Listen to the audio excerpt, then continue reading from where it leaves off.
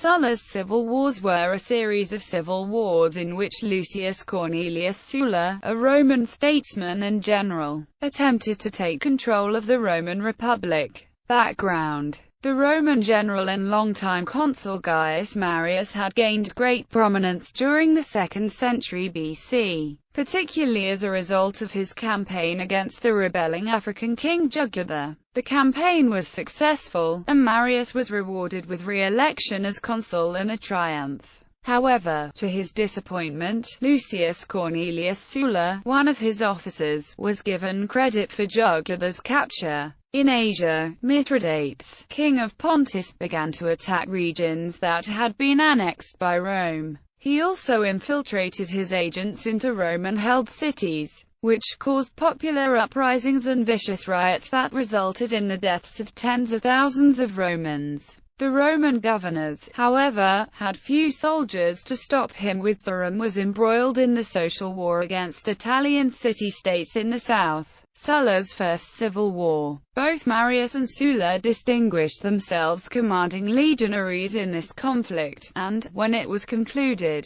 the Senate was forced to choose one of them to command the army that would be sent against Mithridates. In light of Sulla's recent election as consul, the Senate appointed him to the command, and Marius, now nearing 70, was furious. He appealed to the mob, which turned out in his support and eventually marched on the Senate, threatening to kill Sulla. Sulla fled, sailing to Greece, where the Mithridatic War veterans had maintained their loyalty to him. The army was transported to Italy, and, with Sulla at its head, marched on Rome. Marius, with a hastily formed army, attempted to defend the city, but, after a few hours of street fighting, Marius was driven out and Sulla installed as sole Roman ruler. Sulla sailed across the Mediterranean yet again and pursued the campaign against Mithridates, restoring Roman rule to the eastern provinces. However, the senators in Rome, now in complete control of the city, turned against Sulla in 87 BC. They invited Marius to return, and he hurried back, beginning a brief period of terror. Marius became so powerful that, if he failed to nod to one who spoke to him, his soldiers would kill the unfortunate man. Marius was an old man, though, and 17 days into his 7th consulship, he died. Marius' a key ally and supporter, Cinna succeeded him as consul. Meanwhile, across the Mediterranean, Sulla ensured the loyalty of his troops and prepared for a second voyage to Rome.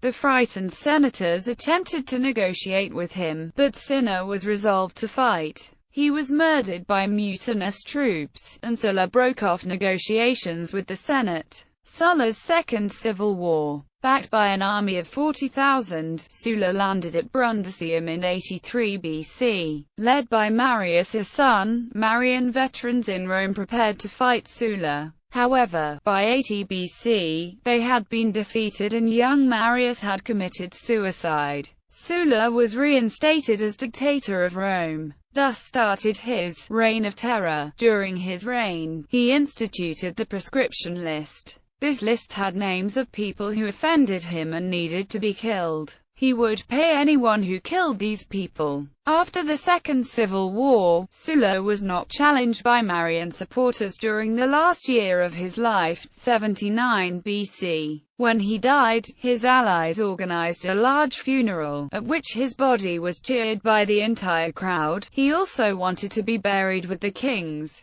According to one source, his friends applauded him because of their respect and his enemies because he was dead. After his funeral, he had his bones burned.